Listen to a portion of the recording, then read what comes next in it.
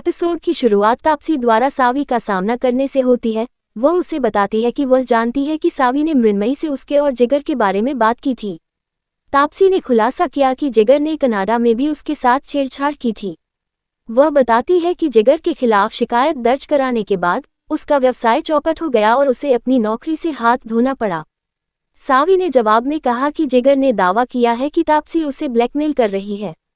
तापसी ने इसे झूठ बताकर खारिज कर दिया और कहा कि जिगर ने उसे चुप रहने के लिए 3 लाख रुपए दिए थे क्योंकि उसकी मां बीमार थी। सावी ने फिर बताया कि जिगर को उसके परिवार से 25 लाख रुपए मिले थे। तापसी ने खुलासा किया कि जिगर एक धोखेबाज है और इसीलिए निवेशकों के पैसे का दुरुपयोग करने के कारण उसका व्यवसाय शुरू होने से पहले ही विफल हो गया। सावी को जिगर जैसे किसी व्यक्ति की मदद करने का पछतावा है। इस बीच हर्ष नशे में कमरे में आता है। आशिका पूछती है कि उसने उसके कॉल का जवाब क्यों नहीं दिया और उसे बताया कि कियान की तबीयत खराब है। हर्ष उसकी चिंताओं को ये कहते हुए खारिज कर देता है कि वह एक बिजनेस मीटिंग में था। निराश आशिका उसे झूठ बोलना बंद करने के लिए कहती है और जोर देकर कहती है कि उन्हें घर वापस जाने की जरूरत है क्योंकि कियान बीमार है। हर्ष सुझाव देता है कि वे मौज मस्ती करने के लिए एक और दिन रुकें। तभी एक वेटर दही चावल लेकर आता है और कहता है कि रजत ने इसे कियान के लिए भेजा है और आशिका से रजत द्वारा छोड़ा गया पर्स वापस करने के लिए भी कहता है। आशिका पर्स सौंप देती है। रजत के अपने कमरे में होने का पता चलने पर हर्ष क्रोधित हो जाता है और उसे सबक सिखाने की कसम खाता है। आशिका द्वारा उसे शांत करने के प्रयासों के बावजूद हर्ष सुनने से इनकार कर देता है। सावी तापसी से जिगर को उसके परिवार के सामने उजागर करने में मदद करने के लिए कहती है और उसे डरने के लिए नहीं कहती। तापसी जिगर की सच्चाई को सामने लाने में सावी का साथ देने के लिए सहमत हो जाती है। दूसरी तरफ रजत अमन को फोन करके पूछता है कि क्या उसने सावी को देखा है क्योंकि उसका फोन अभी भी बंद है। अमन उसे आश्वस्त करता है कि सब कुछ ठीक है, सावी और भाग्यश्री घर पर थे। रजत कॉल समाप्त कर देता है लेकिन चिंतित रहता है। नशे में हर्ष रजत से उसके कमरे में रहने के लिए सवाल करता है। रजत स्पष्ट करता है कि उसे हर्ष की प्रेमिका में कोई दिलचस्पी नहीं है। हर्ष रजत पर उसका व्यवसाय और प्रेमिका चुराने की कोशिश करने का आरोप लगाता है। रजत शांति से जवाब देता है कि उसकी एक पत्नी और बच्चा है, लेकिन हर्ष ने पलटवार करते हुए कहा कि वह जानता है कि रजत की शादी एक व्यापारिक सौदा है।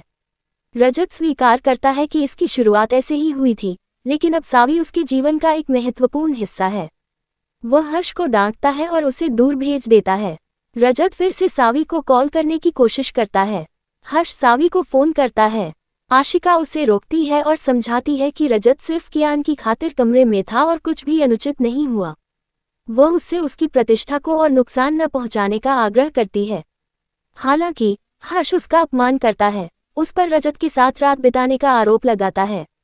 आशिका की कसम खाने के बावजूद कि कुछ भी नहीं हुआ, हर्ष का दावा है कि वह रजत को धोखा देने में सक्षम है, इसलिए वह आसानी से उसे भी धोखा दे सकती है। वह उसके आंसुओं का मजाक उड़ाता है, उन्हें नकली कहता है। आशिका बहुत आहत होकर उसे घटिया इंसान, एक नीच व्यक्ति कहती है और गुस्से में चली जाती है। जब हर्ष देखता है कि सावी का फोन अभी भी नहीं मिल रहा है, तो वह मुस्कुराता है क्योंकि वह जानता है कि यह खबर किससे साझा करनी है। सावी घर आती है और घंटी बजाती है, लेकिन कोई जवाब नहीं देता। वह चाबी से दरवाजा खोलती है और घर खाली पाती है। अपना चेहरा धोने के बाद वह जिगर के बारे में अपने अगले कदमों के बारे में सोचती है। जब परिवार दूर होता है तो जिगर सावी से छेड़छाड़ करने की कोशिश करता है। वह भागने की कोशिश करती है, लेकिन वह उसे रोकता है, कहता है कि वह रजत के साथ उसके रिश्ते के बारे में जानता है और वह उसे शारीरिक रूप से खुश करेगा। वह मान करता है कि वह उसकी इच्छाएं पूरी करे। सावी उसे घिनौना कहती है और जो भी वस्तुएं उसे मिलती हैं, उनसे उस पर हमला करना शुरू कर देती है। हालांकि वह गिर जाती है और जिगर अपना हमला जारी रखता है। सावी डर के मारे चिल्लाती है। इस बीच रजत मुंबई पहुंचता है। जब वह घर पहुंचता है तो वह देखता है कि उसका परिवार परेशान है और उनसे पूछता है कि क्या हुआ। भाग्यश्री सवाल करती है कि वह आशिका के साथ हर्ष के कमरे में क्यों था। रजत बताता है कि कियान अस्वस्थ था, इसलिए वह उसकी देखभाल करने के लिए कमरे में रुका था, लेकिन हर्ष ने सभी को गुमराह किया। भाग्यश्री का सुझाव है कि हर्ष ने सावी से भी संपर्क किया होगा, जो उसकी अनुपस्थिति का कारण हो सकता है। रजत सावी को खोजता है लेकिन उसे कहीं नहीं पाता है।